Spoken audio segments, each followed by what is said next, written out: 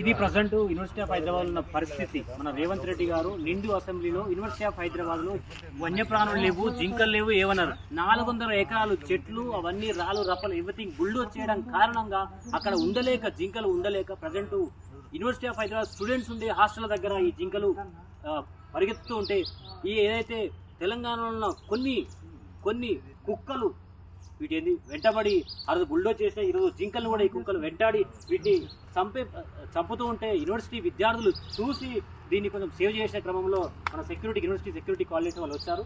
దీన్ని కొంతవరకు ఇదే జింకలు ఇలాంటి ఎన్నో ఇన్సిడెంట్స్ జరిగినాయి. ఈ ఇన్సిడెంట్స్ జరిగిన ఫారెస్ట్ ఆఫీసర్ కాల్ చేయడం, ఆ ఫారెస్ట్ వాళ్ళు కూడా తీసుకుపోయిన ఇన్సిడెంట్స్ చాలా ఉన్నాయి. కానీ మన రేవంత్ రెడ్డి గారు మాత్రం అసలు జింకలు లేవు అని చెప్పారు. ఇది చూడండి, ఇది రేవంత్ రెడ్డి గారు దీన్ని అబ్జర్వ్ చేయాలి.